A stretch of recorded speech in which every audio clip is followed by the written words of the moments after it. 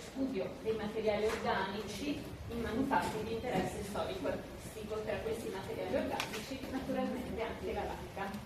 Prego. Grazie.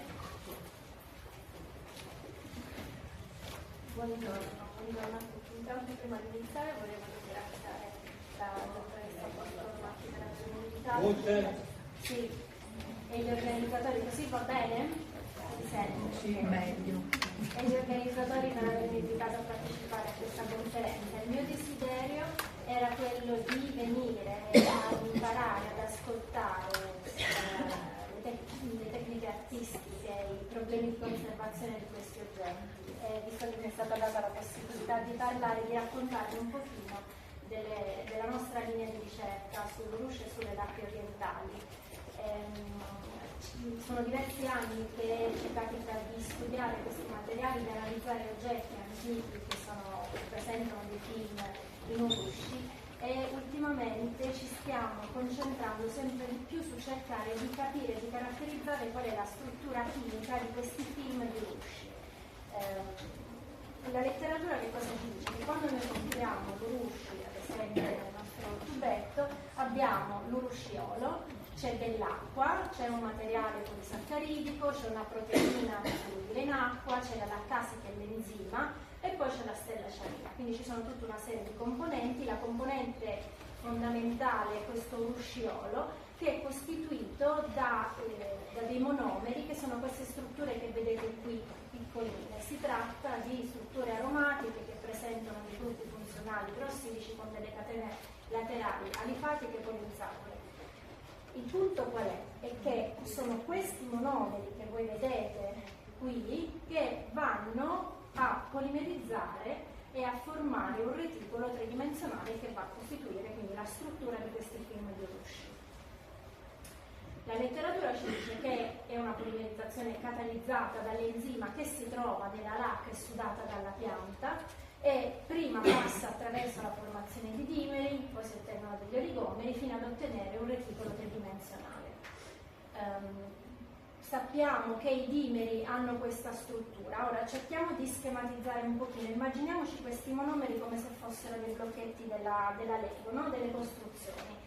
Noi abbiamo le nostre strutture, questi sono i nostri mattoncini della Lego che vanno a formare, come vi dicevo, prima i monomeri, quindi delle strutture come vedete fatte di questo tipo, poi passiamo a delle strutture oligomeriche, quindi reagiscono l'una con l'altra, fino ad arrivare poi alla formazione del film polimerico. Questo succede perché abbiamo questa parte che ho evidenziato qui in rosso, sono delle catene laterali polinsacure che sono soggette a delle reazioni che si chiamano reazioni radicali chemotossidative. Essenzialmente si formano dei ponti tra i vari dimeri e oligomeri che si sono formati e quindi otteniamo una struttura tridimensionale vera e propria. Ora in realtà la cosa non è così semplice come l'ho schematizzata, intanto perché sappiamo benissimo che un film di Urushi va asciugato in condizioni precise di umidità relativa. Perché? Perché tutti i componenti che vi ho citato prima, presenti nella lacca, quindi il materiale polisaccharidico, l'enzima, eccetera, eccetera, compresa l'acqua, sono assolutamente fondamentali per assicurare la formazione di un film ben strutturato. Al di là dei dettagli, quello che sappiamo è che sono delle emulsioni acqua in olio, dove nell'acqua si vanno a posizionare l'enzima, il polisaccaride, eccetera, mentre nell'olio noi troviamo l'urushiolo, i nostri mattoncini che servono per la polimerizzazione. Questa struttura fa sì che l'ossigeno penetri continuamente all'interno delle goccioline d'acqua e attraverso l'azione dell'enzima l'ossidazione e la polimerizzazione riesce a passare continuamente in maniera omogenea nella fase oleosa. Vuol dire che avviene una polimerizzazione di un film omogeneo e stabile che ha delle caratteristiche che tutti noi conosciamo, quindi è resistente alla corrosione, ha un'elevata stabilità termica, ha un'eccellente brillanza, insomma, eccetera, eccetera. Ora, se pensiamo come è complesso questo fenomeno di polimerizzazione, per cui noi dobbiamo anche controllare l'umidità relativa quando avviene la formazione del film, immaginiamo come possa diventare ancora più complessa la situazione quando intervengono altre variabili. Intanto sappiamo ad esempio che la semplice origine geografica della lacca ha un'influenza sulle qualità del film che si ottengono, quindi evidentemente la composizione esatta della lacca come questa viene prodotta dalla pianta. Poi sappiamo anche che non vengono utilizzate le lacche da sole, no? Si utilizzano delle formulazioni che sono molto più complesse. Ci sono i pigmenti, ma ci sono anche altri materiali come gli oli essiccativi, ad esempio tradizionalmente l'olio di perilla e l'olio di tung, ci sono dei materiali proteici, la gomma animale, ci sono dei materiali polisaccaridi. E naturalmente poi a definire quali sono le caratteristiche di questo film naturalmente interviene l'età, interviene l'invecchiamento e i successivi interventi conservativi e di restauro. Quindi quello che stiamo cercando di capire attraverso lo studio di materiali di riferimento e attraverso lo studio di oggetti antichi è com'è che tutti questi fattori in qualche modo possono andare a influenzare la struttura chimica di questo polimero e come queste informazioni ci possono aiutare eventualmente per contribuire alla loro conservazione, sia nella conservazione preventiva, quindi nelle condizioni di conservazione ambientale, ma anche nella conservazione interventiva negli interventi di restauro. Ad esempio, in uno studio che abbiamo condotto di recente insieme al British e all'Università di Kyoto, siamo andati a vedere come, lavorando sulla formulazione molto semplice, quindi modulando solamente la lacca e l'olio, si ottengono dei film con delle proprietà che possono essere profondamente diverse. Gli oli essiccativi, di nuovo anche loro, non sono dei polimeri di partenza come nel caso dell'urushi, ma polimerizzano attraverso delle reazioni radicali che di nuovo autossidative. Che vuol dire? Che noi partiamo da un sistema che è fatto così, dove ci sono i nostri blocchetti della Lego, che in questo caso sono i trigliceridi, e poi con il tempo otteniamo di nuovo la formazione di una struttura tridimensionale, di un reticolo tridimensionale che va a inglobare, ad esempio in una pittura d'olio, le particelle di pigmento. Allora, se noi abbiamo la lacca da sola e l'olio da solo, se noi vogliamo pensare a una schematizzazione ulteriore di questo processo di polimerizzazione, se queste croci sono i nostri monomeri, una volta che si è formato il polimero, vuol dire che noi abbiamo assemblato in una struttura, qui è bidimensionale, ma comunque una struttura tridimensionale, no? I nostri blocchetti, le nostre unità costitutive, sia nel caso della lacca che nel caso dell'olio. Cosa succede quando noi prendiamo la lacca e l'olio insieme? E in particolare abbiamo studiato cosa succede quando noi andiamo a prendere la lacca, l'urushi, insieme all'olio di tung, oppure il tizi, quindi la lacca pugliese, insieme all'olio di tung. Quello che succede è che nel caso dell'urushi e del tung si ottiene una polimerizzazione omogenea in cui l'olio e la lacca sono polimerizzati insieme in una struttura tridimensionale. Questo è un polimero abbastanza omogeneo che ha delle buone caratteristiche di resistenza nel tempo, sviluppa anche una certa polarità, quindi una buona resistenza alle variazioni termoigrometiche, è diventato un sistema omogeneo dove ci sono questi due nuovi componenti. Nel caso invece del tizi e del tung succede una cosa molto diversa. La copolimerizzazione avviene, ma si forma quello che viene chiamato un copolimero a blocchi, cioè abbiamo delle zone prevalentemente costituite dall'olio e delle zone che sono prevalentemente costituite dalla lacca. Questo da un punto di vista del comportamento a lungo termine non è una buona soluzione, perché i due materiali avranno delle risposte diverse, ad esempio alle variazioni termoigrometriche, e questo con il tempo può portare a delle problematiche di conservazione, di perdita di coesione del film, perdita di pigmento, problematiche di stabilità meccanica proprio del film vero e proprio.